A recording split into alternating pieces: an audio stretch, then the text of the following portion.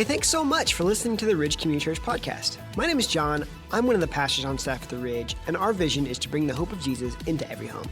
So as a piece of that, our goal each week is to bring you something that's hopeful and helpful. So subscribe to this podcast to make sure you don't miss any hopeful and helpful conversations. Hey everyone, and thanks for listening to this episode of the Ridge Community Church podcast. If you find today's episode hopeful and helpful, then please follow or subscribe and then rate and review so that more people can find the conversation. In today's episode, I get to share with all of you a conversation that I had with Tyler Volkers, one of our pastors on staff at the Ridge. And whether it's from his time in student ministry, his time as Ridge Families Director, to lots of premarital counseling conversations he's done for couples, to other conversations he's had with people, he's had a lot of conversations with couples in all different stages of their relationships. In today's episode, we talk about some of the most common issues that he's seen in romantic relationships. One of the cool things about this conversation is that a lot of the principles that Tyler shares don't just apply to marriages and dating, but also friendships as well. This is my conversation with Tyler. Hi, Tyler. Thanks for coming on the podcast. Hey, man, I love coming back and being a part of this. Thanks for inviting me back, and thanks for everyone who's listening. It's great to spend some time with you. Yeah, so we're hey, before we dive into questions, I got to ask you something fun here. Easter is coming up, and yes. I know that you are a man of strong opinions when it comes to Easter candy. I don't even know if you're doing candy right now because of all the running stuff, but in your opinion, best and worst Easter candy? Well, I don't know if it's my opinion. This is just true fact. The Reese's Peanut Butter Company just knows how to make a good product all year round. But there's 2 times a year that they just elevate their game. Christmas is one of them. The Reese's trees are great, but they're in second place. There is nothing better than a Reese's Easter egg chocolate peanut. They have the right ratio this time of year, that peanut butter to chocolate. And yes, they are great to pound after a great run. So yeah. So you have it there. Get your Reese's peanut butter eggs, treat your loved ones, treat your kids, just support them because it is so good. That is a good pick. That is a good pick. I was worried there because there's some weird candies that come out around Easter. Like the ones that like you chew on and they're like, feels like your gums start bleeding, you know? Well, John, you asked me for my worst, and and as also as true as the Reese's peanut butter eggs are great, as true as the worst are, I don't get Peeps. I don't. The most enjoyment out of a Peep I had was in college when we would just microwave those bad boys, see how big they got, and then chuck them out of our windows 12 floors down to unsuspecting fellow I went to Northern Illinois, fellow Huskies, and I think we had a visit from our RA as a result of that. But that's all that they're good for. If you've ever tried to eat one or digest one, good luck to you. You might not be doing well right now. And so don't eat those. Don't eat the Peeps.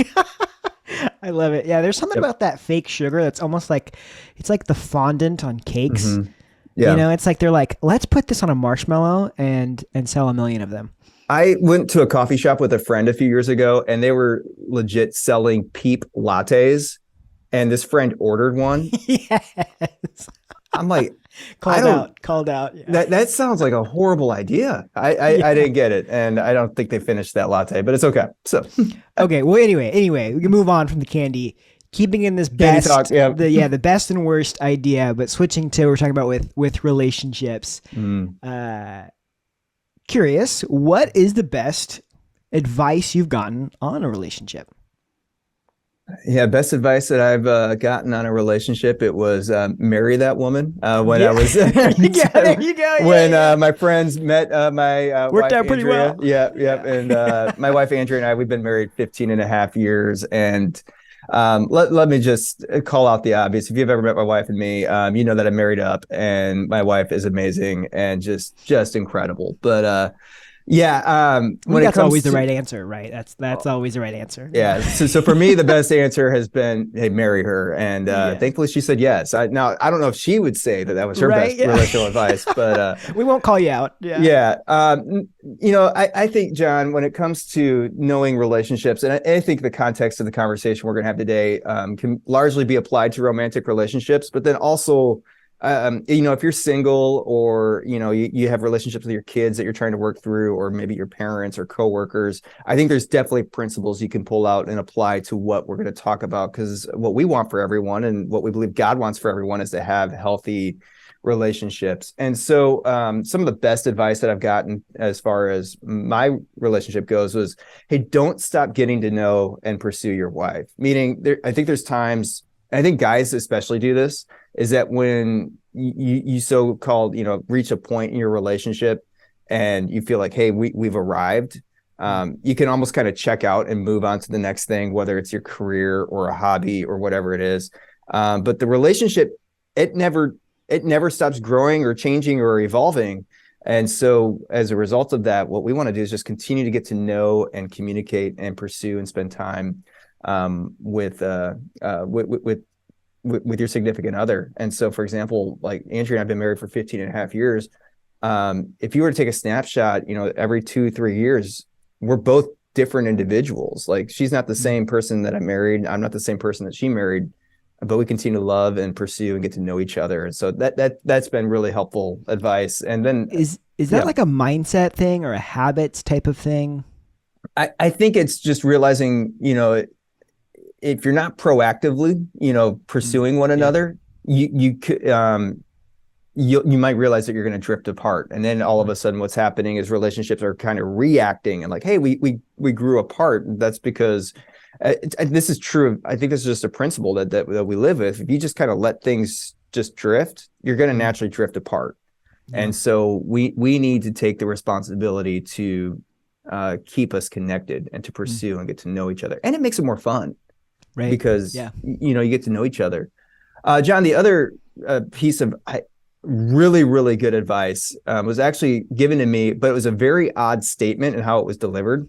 Okay. And I'm excited for this. And it was, hey, when you get, in my case, it was, hey, when you get married, you'll never realize how selfish you are until after you get married.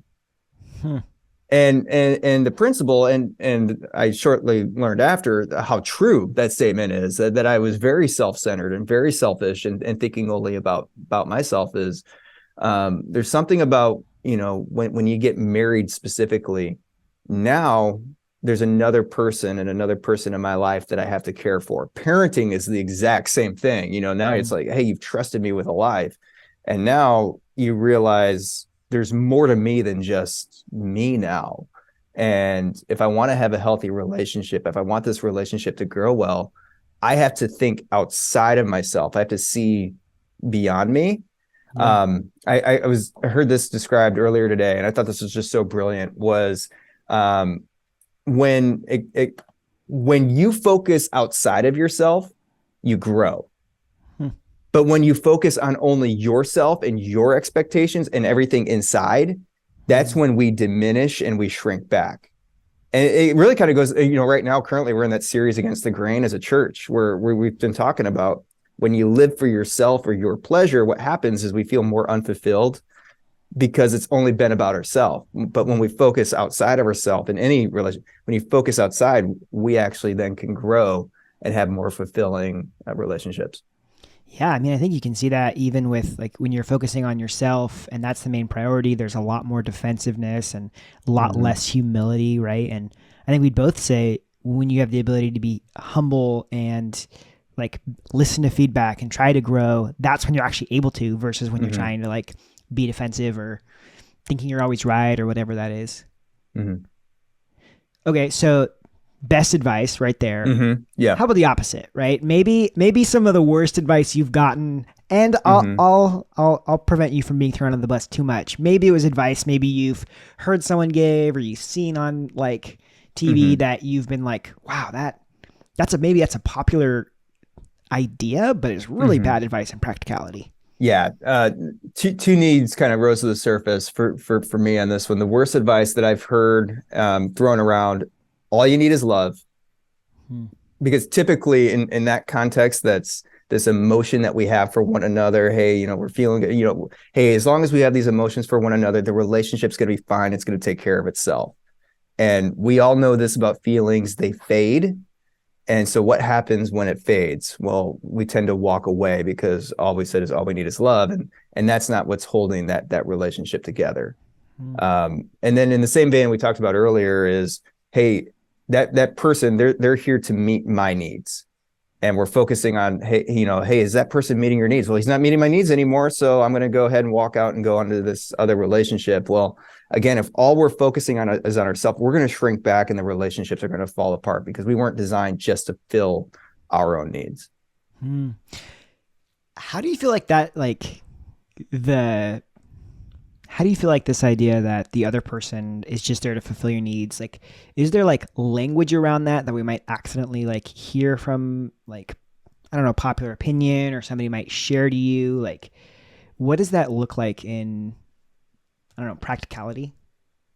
Yeah, John, I think it goes back to overall, hey, well, what is our purpose and why are we here? And so as a church podcast, and I think this is a compelling reason to follow Jesus. If you're not yet following Jesus, and you're listening to this podcast, we're so glad you are, is, when Jesus has given us this purpose, we've been talking it against the grain. Hey, in life is him. And Jesus has given us this purpose to become someone who loves, looks, and lives like him. That is really best represented in the context of relationships. Jesus came to give us a relationship with him, and we can express that type of relationship to other people. Like, we are to be like Jesus in other relationships. And Jesus even said, hey, I came to serve, not to be served. I came for you, not for me. And the line that we've been using in the series is, hey, what's true of Jesus is true of us as well.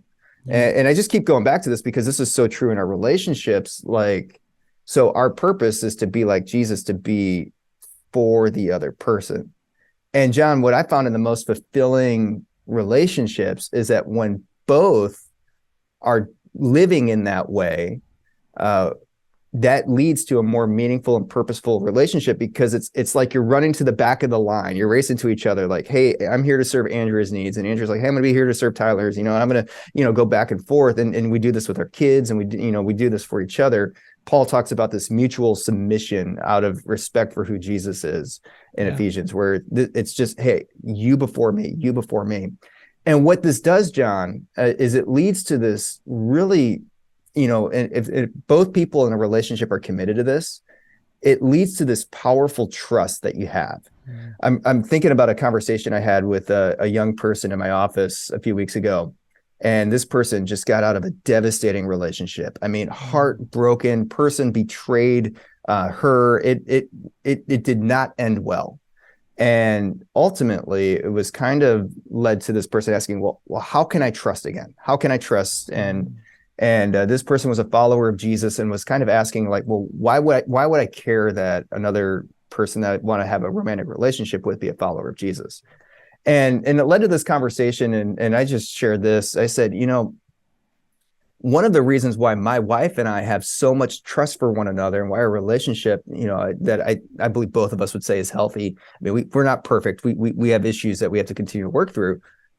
But the reason why we can trust each other so much isn't just because we trust each other, though we do. I also trust that Andrea is pursuing Jesus and getting to know him and live like him. And she's made that a commitment more than her commitment to be my wife, and vice versa. And so it's this commitment to one another as a result of a commitment to following each other. And the trust is through the roof. She tells me she's going to be home late. Guess what? I believe her. Yeah. I mean, it's no questions asked. I mean, yeah, work running along. Okay, that's fine. I'll go pick up the kids. And there's not that second guessing, because we're here for each other. That's so powerful, man. The trust being a huge component, and like using this like kind of service mindset to, I mean, if you know that someone is going to be like doing their best, is like constantly looking out for what's best for you, and you're doing the opposite, like how could you not have trust in that? Right? Yeah. And this works in friendships too, John. Like, if you and I, like, when we spend time together, and it's like, man, I know John has my back and he has mine. And if you have that foundation, yeah, anything that kind of bumps up, and the conflicts will bump up, because I mean we're relationships, we're people, that'll happen. But because of that level of trust and that attitude of serving another, you're going to be a lot more likely to work through whatever that bump might be. Do you think that this kind of, maybe it's an abstract question, but do you think that the ability to like practice that with the spouse, because there's I feel like there's more motivation to wanting to get like the marriage relationship or your like romantic relationship right than maybe a friendship relationship. Do you think that serves almost in some ways like a practice ground for being able to build those types of relationships with other people as well? Well, I think you have to look at, what is your level of commitment into that relationship. And I would encourage this. If you're a follower of Jesus, look at every relationship through the lens of, hey, what would Jesus do if Jesus were in me? Because that's how we're called to follow him. And it's love, and it's through the filter of you before me. I'm gonna serve, and I'm not gonna say, hey, don't have any boundaries and don't, but the posture is, man, I'm gonna do whatever it takes to be at peace with this other person, and that's gonna come through me being proactive and to go to the situation and make sure that there's a resolution to any conflict. Obviously, in a marriage commitment, when we'd say, hey, we have promise to each other and before God, that's a really sacred commitment, and something that I think is definitely something that we would hold to the highest standard. Like one of the vows that my wife and I made in our wedding back in 2007 already was, hey, I'll love you like no other person. And that's something that we just remind each other, even in cards and notes, of like, I love a lot of people, but there's no one else that I'm going to love like my wife. And so that just allows us to see that. But in our friendships, in our working relationships, in the way that we parent, the filter of that, of like, hey, I'm here for you because of what Jesus has done for me, does lead and pave the way to more healthy relationships. You touched on this briefly, but the idea of talking to someone who just got out of a relationship, you've had the opportunity to talk to lots of couples over the years, whether that be through premarital, whether that be working with people who are in a marriage crisis, lots of different situations. Even be able to talk to high schoolers and middle schoolers about figuring out, hey, who would you want to date, right? So you've kind of been able to cover the gambit. What do you see as being some of like the most common relational issues that come up? Yeah, John, you're absolutely right. From teaching students to, for whatever reason, this last year, I've been talking with a number of individuals whose marriages have ended and walking alongside a number of them after that. And I'm just like, God, what are you showing me, teaching me here through this? And it's been honoring to be able to do that, to come alongside couples and perform their weddings and to walk through it. It's just been a blast to do that. And obviously I won't share any personal stories because I promised them confidentiality. But John, one of the things that I see continue to creep up, and what I would say is a predictor of success, and by success, I mean long-term commitment towards one another in a relationship, and then equally what could lead to a downfall in the relationship, is how well does that couple or that relationship communicate? Communication by far. If I only get one premarital session with a couple and I don't know anything else about them, I'm going to want to look and pay attention to how well they communicate towards one another. The reason for that is we hear the stats that a lot of divorces, for example, will happen, because of maybe things about money or conflict, or, maybe there was an extramarital affair, just really pieces of hurt. And all of those things are true. But really what happens to lead those things be the downfall for a lot of relationships is there's been a failure to communicate effectively about how we want to approach each of those issues. So when you say communicate effectively, are you talking about like what does that involve? Yeah, so I'm certified in a program that we do here at the Ridge called Prepare and Enrich, which is just a program that we try to just help others, help couples just prepare for marriage. and we help identify, hey, what are some possible strength areas and maybe some growth areas in your relationship to work on before we get married. And it's just been so cool to walk couples through it. But we define through Prepare and Enrich, and I really appreciate it. There's two key components to communication. And the first one is assertiveness. And when I first heard assertiveness, I kind of had a negative connotation because assertiveness almost feels like aggressive. And hey, I'm just going to be aggressive in this relationship. And that's not what assertiveness is. Assertiveness is, hey, I can confidently and clearly communicate what it is that I want and I feel and I expect in this situation. And so it could be, for example, like, hey, I just want to go to Florida for our vacation this year. Maybe, because I want to see the beach or wrestle an alligator. I don't know. But but usually what happens in a relationship is there might be a person in the relationship who doesn't feel as confident to communicate what it is that they actually want about maybe a certain issue. And maybe it's the other person in the relationship's like, no, I'd rather go into Colorado and throw myself down the mountain skiing. And I can't stand sun because I'm going to get sunburned all around. But because they aren't strong in assertiveness, they'll just go to Florida and hate it, and could lead to resentment towards And so assertiveness is just the ability to recognize, hey, am I clearly communicating what it is that I want and I desire and I'm feeling? And so that's assertiveness. The second piece of that, John, is what we call active listening. Meaning, if someone is trying to communicate their feelings and desires to me, I am listening and paying attention in a way that I understand where this other person is coming from. Doesn't necessarily mean that you agree with them, but you see and you hear exactly where this is. And so it could be hey, I understand you don't want to go to Florida because you're afraid that, an alligator is going to chop off your hand and you're going to get sunburned. Okay. Now, that doesn't mean, hey, we're going to just give up everything, but it can lead to communication and lead to a desired compromise. And this can happen with finances, like, hey, I want to save up for a house, or I want to invest more for our child's education, whatever it might be. We're actively communicating and listening and understanding what each other desires or wants or how they're feeling. How important is it for both people to really embrace both of those aspects, right? Because I can easily see, and you've heard the things of like, oh, you're just not listening to me, right? Which is, there's two sides of that. One, it's like, obviously there's the lack of assertiveness, but then there's also the blaming of the other person for not being an active listener, which is a dangerous game either way, right? And not to simplify anybody's situation, but I imagine that it takes both people being willing to take ownership of both sides of this. Like, I need to be both assertive and an active listener, and hold myself and the other person accountable for that. Yeah, John, I think you're absolutely correct. And this is what we coach, and we spend some time, for couples that we are walking through this is. And so for one who may not feel as confident in being assertive, we'll have an exercise where they'll practice a wish list of their relationships. I wish we had more date nights, or I wish we had less tech time, on the phones. And here's how it would make me feel. And then we'd have the other partner say, hey, what I'm hearing is you'd like to have less tech time because you feel like we'd connect more as a couple.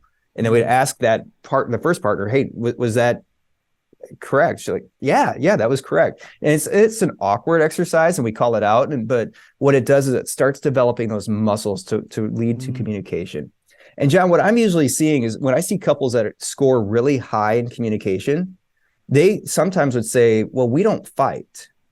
And we don't have conflict resolution. And we try to dig into that because they'd be a little concerned, like, well, we don't know if we're fighting well. And I said, that's a great question. And here's what we tend to see what's going on. Conflict is generally miscommunication, just at a heightened level. And when you learn to communicate real well, it leaves room for disagreements, because couples aren't going to agree on everything. In fact, they shouldn't just agree on everything. But communicating effectively allows you to have great conversations about the issues, and you start leading into what I think is an important rule when it comes to conflict resolution, and that is you focus on the issue and not on the person. What's that separator? So separator is this, and I'll use kind of a silly example that sometimes I walk through couples is, let's say that a spouse is feeling neglected because another spouse is refusing to take out the trash. Very simple, easy. Yeah. But we see this often where this can actually blow up into a huge knockout drag out fight, and then it leads to extreme, like, hey, I'm out, or whatnot, or you never listen to me. And so, John, what I would coach a couple to do is, hey, let's focus on the problem. Mm-hmm. And the problem is the trash isn't being taken out. The problem is not, hey, this person is neglecting me. I mean, that could be, but that's probably an extreme circumstance. And so let's use our communication skills to say, hey, I'm feeling neglected, and I'm feeling, here's how I feel when this trash isn't taken out. Okay, I heard that. Okay, we'll come up with a game plan, and maybe it's a different game plan. It could be pay the kid to take the trash out. I don't know. Yeah. But let's focus on that issue, and rather than the person. And here's what often happens when we get into the conflict and that emotional state is we tend to go personal real quick. And so, John, there's a huge difference between, man, I'm just feeling hurt and neglected when this thing that I thought was promised to be done isn't done, versus, John, you never take out the trash. What's up with that? Yeah. And you hear how just a couple words like there was like, hey, I'm communicating an emotion and how I'm feeling, to versus, hey, you never do this. That's like, hey, get the boxing gloves on. We're going to go. Yeah. And so what I usually coach couples to do is focus on, hey, what is the solution? Don't get personal. And let's use I statements rather than you statements. Because I statements is, hey, here's what's going on inside of me. Let's talk about the issue. You is, man, it's going to be go time, and it can heighten that emotion real quick.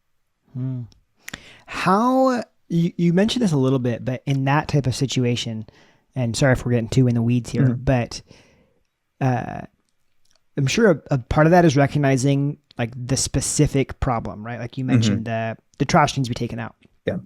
But I'm sure there's also a portion of that where it's like, what does that also make like you said, like makes the other person feel neglected? Because that's the real pain point, right? Is that, oh, this behavior makes them feel that way. And I guess when you can like maybe identify that feeling, like you're saying, it's really helpful for making it not about, like, it's not about the trash, even though that's the problem that's making the feeling happen. Right. It's about the feeling of neglect. Yep. Yeah. Okay. And that's that goes back to the assertiveness and how confident are you in explaining to, hey, this is what I'm feeling. This is what I want. And this is what's going on. Yeah. I could see it being a very helpful, like a really practical step for someone right now as they're listening to this and they have like some communication stuff, is figuring out who's the more assertive person and who's not. And then maybe looking up and figuring out some activities to like, how can you grow and develop that? Yeah. And if you know that you're the more assertive one, the encouragement for you would be to make sure that you double down and ask, hey, how do you really feel about this? Because if you're, I'm more assertive than my wife is. And for me, the tendency is, hey, we decide on something and we just go like I'm very fast in the decision-making process, execution. And it's like, no, this time I stop, slow down and like, hey, how are we with this? And I'm not perfect at this. And this is where it goes back to grace and truth of like, and say, hey, you know what? And I screwed up on that one. And, and then apologize and own it and then move forward on that.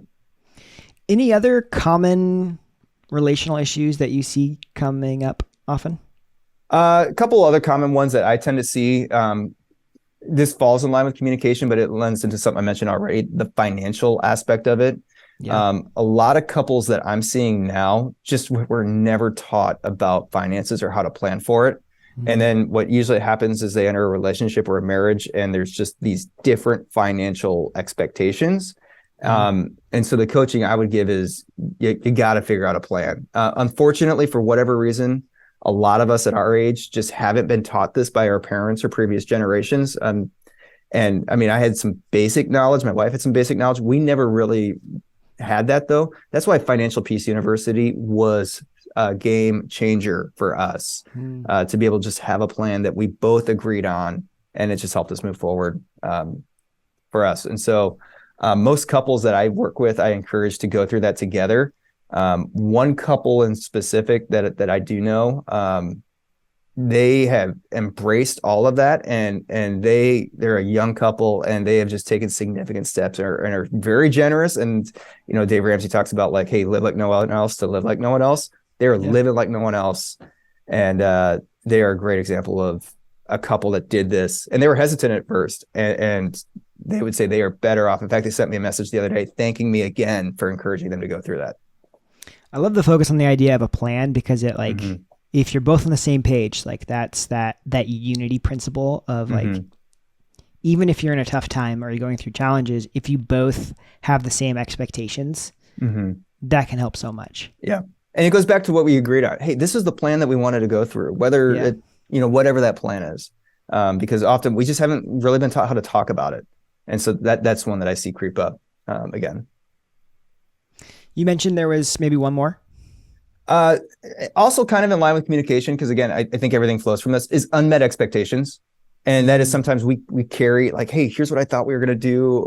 And maybe they were unrealized or uncommunicated, ones like, there's times we just have to wrestle with it. And some of them are beyond their control. Like you have couples that come together and say, man, we want to have a big family. And then 2 years in, they're struggling to get pregnant. And then how do you deal with those, both that disappointment or that expectations, or even, if one's going for a big job promotion and doesn't get it.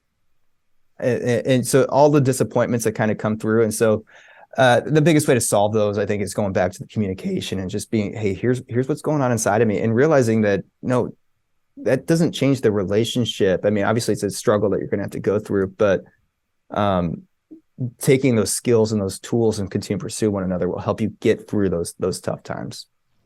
I imagine that takes a certain amount of like self-reflection too, right? Because in some ways you can't communicate an expectation if you don't know that it's kind of like sitting there in the back of your mind, right? So I'm certain there's a certain amount of self reflection that has to happen in order to process through some of these things too. Yeah, there's, I mentioned, let's just use one that's way out of our control, the pregnancy example, which is a hard one. And a little bit of our story, my wife and I, we have 2 kids, but we've had 2 kids later in our life than we thought. We actually had a point in our journey where we were told having biological children was not in the cards for us. And we've had close relationships tell us, hey, make sure you tender your relationship, because what we've seen is this is when relationships can struggle and maybe even fall apart, walk away, because we both wanted to have, kids, and we have to remind ourselves of that when our kids are insane. But anyways, but no, I mean, I love my 2. They're amazing. But again, it's going back to, well, hey, here's what we've committed to one another. Here's what we've committed to God. But let's be honest. And part of that communication is also grieving what it is that you desired and what it is that you want. And we had to go through that a couple of times, because then after we had our daughter, then we had a couple of years waiting, and then a miscarriage, and then more waiting. And it was brutal, because these unmet expectations that we both wanted for our relationship, thankfully through great communication and great coaching around side of us, actually pulled us closer together rather than pulled us apart. So as we talk through these different issues, like some of the stuff we can do is like preventative, or we can do stuff in the moment to kind of like help repair. Yeah. I imagine there might be a little bit of a different approach to issues depending on if we're trying to prep versus if we're trying to move through. How would you see those two differently? Yeah, John, when you sent me this question, there was an image that came to my mind, because we're in March and it's basketball season. The preventing is like the boundaries in the relationship. Like, the rules in the game don't go out of bounds in the basketball court. And here's how you can stay in balance and still continue to win. And you think through that lens. The overcoming is like the foul that happens on the court, whether it's intentional or unintentional. There was some damage that was done. A penalty that happened, maybe a free throw now to be shot. It's not insurmountable, but it's a different approach that has to happen to overcome it. And so I think there's a different approach for both of us. Obviously, it's better to stay in balance. Right. And to run the play that you have. And so I think what a lot of couples may not necessarily think about is, hey, what are some things or relationships, or what are some things that can actually damage or cause damage to this relationship that we want to make sure we have proper boundaries for it. The Song of Solomon, which I know you're probably wondering about, hey, where's he going from here? For those who aren't Bible readers, read the Song of Solomon, you'll be entertained. But it talks about the little foxes that can get in the garden. And it's this idea of, hey, things can get inside and begin to eat at and wear away at our relationship. And so what we want to do as a couple is think through, okay, what are some things that we want to do to prevent these from distracting and eating away at our relationship? Here's a great example that we have, John. Our phones, we are setting times at the dinner table now just to put those away so that we can connect relationally. And that's a simple one that we can do. But hey, no tech at the tables.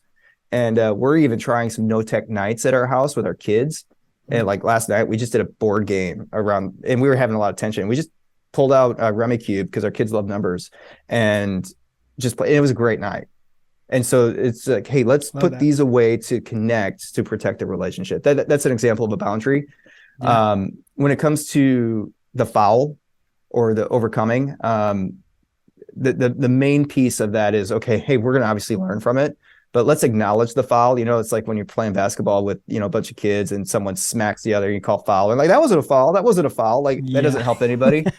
Hey, let's acknowledge the foul. Let's acknowledge the hurt. Let's own up. Let's ask for forgiveness and then forgive. Yeah. And that's how I would approach those two in a very succinct time frame. I like that analogy. That's really good. Hey, what are you doing to prepare ahead of time? What do you do to create the space to have your relationship be the success? Mm-hmm. And then you're right. That foul, that forgiveness. I feel like that's like a challenging, but that's one of the things that I think healthy relationships can do. One of the things, and if we're over time, just cut me off, John. Good. Is when Jesus taught the Lord's Prayer, that we often repeat and don't think about. One of the things he says you want to ask for is your daily bread, and then forgive us our sins as we forgive others our sins. And that's a great practice that Jesus encouraged us to do every day. And often I think we as followers just kind of focus on, man, God, forgive me for whatever. But there's a forgiveness aspect of others as too, because here's what's true, John. There's little bumps that people do to us throughout the day that maybe twinge us that we don't really think about. But if we don't forgive or even do the act of forgiving, we're going to carry that. It's kind of like cobwebs in our basement. Like, we have that corner that you could just swipe them down like once and it's clean. But if you just let it go, and then all of a sudden you got a mess on your hands, and then you're looking at a Saturday to clean your basement. That's the same thing with forgiveness. If we don't actively forgive those little bumps or those little nuances, and it may not even be, hey, John, I forgive you for this, but part of that prayer is like, man, God, I forgive John for when he said this, and he doesn't even know this. I mean, and he does, and I'm not even bring this, but I forgive him, and I'm no longer holding that against him. We make that part of our daily practice. Here's what we have. We have that clean corner in our mind where it prevents us from carrying bitterness into all of our relationships. And that's the benefit of forgiving others. It's not letting them go free on everything else. You're not bringing bitterness and resentment into those relationships that can just chop away and eat at that relationship. And that's ultimately, going back to, we talked about, church podcast, and that's the foundational element of our relationship with Jesus, right? Is this concept that is what he continually does for us. Yeah. And then that's the ground in which we're able to reciprocate that and do that for others. Yeah. Which I think, again, if you're listening and not a follower of Jesus, I think that's a compelling reason to consider following Jesus, or at least practicing that way, because Jesus does want what's best for us. And though it feels difficult at first, what we see is it does lead to better and overall healthier relationships. As we just kind of round out this conversation about relationships, I'm curious if you see a lot of misconceptions that kind of come up in your conversations with couples. Yeah, one of the most common misconceptions I see is, hey, it'll just work itself out. Hey, it'll be fine. It'll just take care of itself, and we'll get over it, and we'll be good again, because the feelings fade and the feelings come and go. But here's what we see about healthy, proactive relationships. I mean, it's that you have to be proactive. And so if there's an issue that is lingering, don't let it linger, because it's just going to continue to grow. Go after it, deal with the issue. It's going to feel uncomfortable at first, but that's why I want to be assertive. Just be clear and just go after it, because it's not going to just figure itself out, and it's not just going to take care of itself. It's just going to keep growing and growing and growing and become a bigger issue and a bigger thing to take care of. Well, Tyler, man, there's a lot of good stuff in this conversation, and a lot of, I think, practical stuff. And there's a lot of stuff that I think doesn't even just apply to romantic relationships, but friendships as well, with the forgiveness and the building trust, and just a lot of good stuff. So thanks for taking some time and chatting with me about it. Honored to be here. Thank you for having me. And man, thanks for listening. Well, that was my conversation with Tyler.